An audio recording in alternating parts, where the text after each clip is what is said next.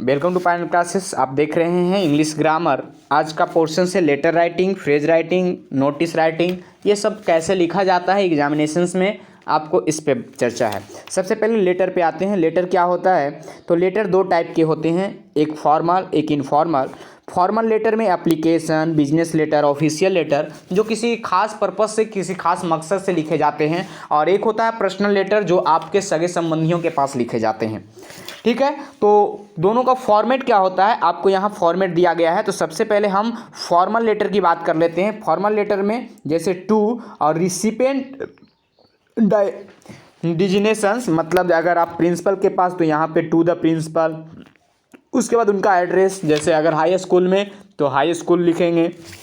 Subject लिखना अनिवार्य होता है, और उसके बाद सैल्यूटेशंस लिखते हैं, और तब हम बॉडी देते हैं। और उसके बाद लीव टेकिंग, लीव टेकिंग मतलब हम क्या बात कह के छोड़ेंगे ये चीज़, और उसके बाद सेंडर का सिग्नेचर होता है, मतलब वहाँ नाम और अपना एड्रेस लिख सकते हैं, और यहाँ पे डेट। यहाँ पे गौर से देखें इस फॉर्मेट के अनुसार। अब यहाँ पे आपका एक एप्लीकेशंस दिया गया है हेडमास्टर के पास, क्या है? टू द हेडमास्टर, यहाँ पे कॉमा देख लीजिए, हाई स्कूल नालंदा। ठीक है, सब्जेक्ट लीव फॉर 5 days, यहाँ पे फुल स्टॉप, सर महाशय, comma, I have to requested you that my mother is seriously ill, she is confident to bed. I am the only persons to work after her, so I requested you to grant me leave for 5 days from 20th to 25 5th December 2015। आप यहाँ पे कुछ भी आप date देख सकते हैं, thank you, और योर फेथफुल्ली XYZ X, और डेट यहाँ लिख देंगे। तो आप यहाँ पे एग्जामिनेशन डेट भी लिख सकते हैं। तो आप बिल्कुल ये फॉर्मेट आप समझ गए होंगे कि क्या है ना। जैसे to chief minister, chief minister क्या होते हैं? विधानसभा, तो विधानसभा सब्जेक्ट, उसके बाद आप जिसलिए तो किसी के पास भी लिखना हो तो ये फॉर्मेट आपको ध्यान रखना है कि यहाँ डेट लिखाता है, यहाँ टू से शुरू होता है, यहाँ फेथफुल्ली, यहाँ लास्ट में थैंक यू, सर, सब्जेक्ट, ये सारी चीज़ आपके लेटर में होने चाहिए। अब है इनफॉर्मल लेटर। इनफॉर्मल लेटर मतलब पर्सनल लेटर। यहाँ पे सबसे पहले जो आता है वो है आपको सेंडर एड्रेस लिखना है, मतलब जो लिख रहा है वो। तो एग्जामिनेशन हॉल भी आप लिख सकते हैं अगर एग्जाम में लिख रहे हैं, डेट लिखें। उसके बाद सैल्यूटेशन, सैल्यूटेशंस के तौर पे आप क्या यूज करते हैं? डियर, माई, ठीक है, इस टाइप से। और उसके बाद बॉडी, और उसके बाद लीव टेकिंग, सिग्नेचर, सिग्नेचर का मतलब आप समझ गए होंगे, जो ABCD XYZ लिखते हैं। और यहाँ पे रिसिपेंट मतलब कौन रिसीव करेगा, तो जो सिग्नेचर मतलब जो सेंडर एड्रेस है वो तो नहीं रिसीव करेगा, वो कोई दूसरा करेगा, और यहाँ स्टाम्प बना देते हैं। जैसे यहाँ पे एक लेटर आपको फॉर्मेट के तौर पे दिया गया है, क्या दिया गया है दोस्तों? कटक, ठीक है, 20 दिसंबर 2015 को लिखा गया है। माय डियर मदर, यहाँ पे इसी की बात कर रहे थे, सिमुलेटेशंस आप क्या यूज करते हैं? I am very happy to receive your letter, you want me to be a doctor to serve the humanity.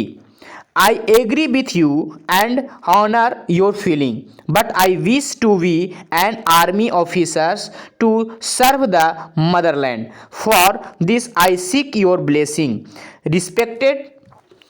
Respect for father and love for brother and sister. तो यहाँ पे ये आपका लीव स्टेटमेंट हो गया, मतलब आप अब लेटर को छोड़ने वाले हैं। उसके बाद योर ब्रेव सन, और यहाँ पे stamp ABC village post district जो भी है स्टाम्प बना दिए। तो इस टाइप से आप लेटर लिखेंगे।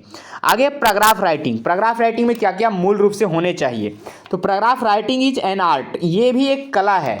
ठीक है, a paragraph is a group of sentences relating a single topic, मतलब वो एक टॉपिक से रिलेटेड ग्रुप ऑफ सेंटेंस को लिखने को ही पैराग्राफ राइटिंग कहते हैं। डेवलपिंग वन सेंट्रल आइडियाज, जो कि एक सेंट्रल आइडियाज को लेकर क्या करता है? डिस्क्राइब करता है। Point two keep mind while writing paragraph, आप अपने दिमाग में ध्यान रखें कि आप जब पैराग्राफ लिख रहे हैं तो क्या क्या। सबसे पहले यूनिट ऑफ थॉट, मतलब आपका जो थॉट हो वो उसी के इर्द गिर्द हो। There should be only one central ideas in a paragraph so that she gives to the paragraph may be summarized in one sentence only।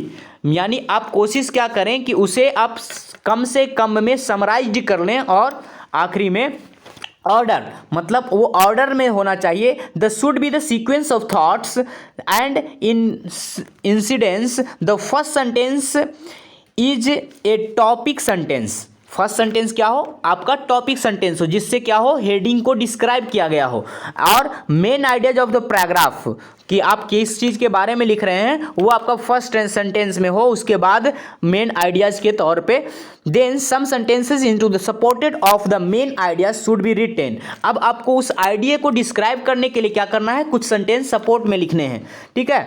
Finally a simple concluding sentences, और लास्ट में आपको क्या लिखना है, एक कंक्लूडिंग सेंटेंस, मतलब आप पूरे का निचोड़ क्या लिखे हैं ये बताना है। That can I tie everything together and refine to the main ideas is needed and coherence to maintain continuity of thought। मतलब आप अपने थॉट की कंटिन्यूटी को मेंटेन करें। The use to the choice words like hence, so, therefore, or, and then to the needed, similarly to the explain and ideas to the contradictions words and to the phrase likes।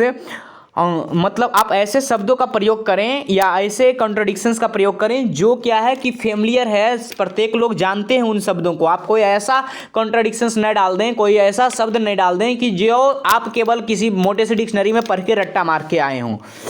On the other hand, on the contrary nevertheless what yet still are use. मतलब आप इस type से related word का प्रयोग करते चलें। Length, there is no fixed rule regarding the length of paragraph, however a to the balance paragraph has to the explains between to the 15 to 17 word. मतलब ऐसे पैराग्राफ के जो words हैं वो निश्चित तो नहीं है, परंतु जो स्टैंडर्ड है वो आपका 50 से 70 वर्ड्स के बीच में आ जाता है। आगे जैसे यहाँ पे एक आपको लिखा गया है हेल्थ इज वेल्थ, देखिए क्या कितना ज़बरदस्त लिखा गया है। Health is very valuable for human beings, all wealth without health is useless. बहुत छोटा छोटा सेंटेंस है परंतु बहुत दिल को छूने वाला सेंटेंस है। A rich man with poor health does not enjoy life, he likes nothing, he always remains in distress and in anxiety. On the other hand, a healthy man remains in distress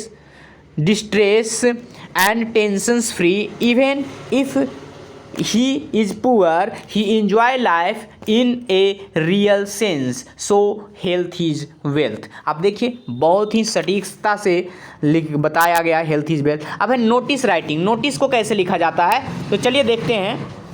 A notice is a very short form of writing to the convey important information to a group of people or general public.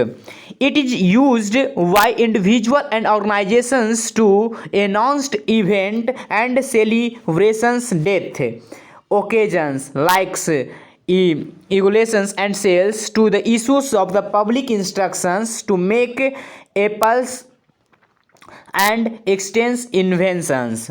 Point to the be kept to the mind while writing a notice। आप अपने दिमाग में कौन से बातों पे ध्यान रखें जब नोटिस लिख रहे हो। सबसे पहले notice, a notice is written in the box. Notice कभी भी लिखा जाता है तो बक्से में लिखा जाता है। Second, the name of the organisations are issue authorised is written on the top. मतलब कौन सा ऑर्गेनाइजेशंस लिख रहा है उस नोटिस को बताया है वो टॉप पे होना चाहिए। उसके बाद द वर्ड नोटिस वर्ड जो आप लिखें वो कैपिटल में लिखें हमेशा, ठीक है।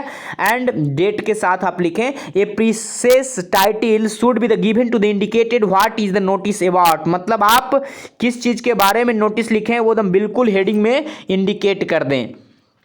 आगे दोस्तों, it must be the content all relevant informations related to the purpose of including date, time, place, venue and to the any other detail required. यानी उस नोटिस में वो सारे चीज़ होने चाहिए जो कि उस नोटिस को बिल्कुल सटीकता से बताए कि कब कहाँ क्या हो रहा है। In case of lost या found and articles, the notice must be include detail and lost, found, when, where identification marks, color, size, content, material, who and whom to retain contact number। यानी last में आप किसी भी चीज़ के लिए contact number भी notice में डाल सकते हैं। तो यहाँ पे जैसे आपको दिया गया है एक स्कूल का नोटिस है, यहाँ डेट लिखेंगे, नोटिस लिखेंगे, हॉलीडे के रिलेटेड है। The school will be remain close 10 days from date to इतना अक्टूबर टू इतना अक्टूबर, जो भी हो, occasions to the Durga Puja XYZ, मतलब जो भी प्रिंसिपल होंगे वो अपना लिखेंगे कि सिग्नेचर करेंगे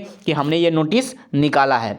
यहाँ पे है नोटिस मतलब किसी चीज़ के खो जाने का नोटिस है, जैसे लापता का, तो लॉस्ट मतलब लापता के बारे में, तो आप डेट लिखेंगे। I lost my folder bag on, अब कहाँ खोए हैं वो जगह का नाम लिख देंगे। The bag is the new and blue in colour, यहाँ पे देखिए उस बैग की प्रॉपर्टी, ताकि किसी को मिले तो वो पहुंचा दे आसानी से। My name and address is written in to the specific space, left it to the Sinha library room, it contain my certificate and testimonials. If anyone find to please contact me, my mobile number is इतना, name and address दिया हुआ है। ठीक है, तो इस हिसाब से आप नोटिस लिख सकते हैं। तो अगले पार्ट में हम लोग बुक्स के पार्टीशंस के साथ आएंगे। ग्रामर का ये आपका लास्ट पार्ट था, आप बने रहें फाइनल रिविजन्स क्लासेस के साथ।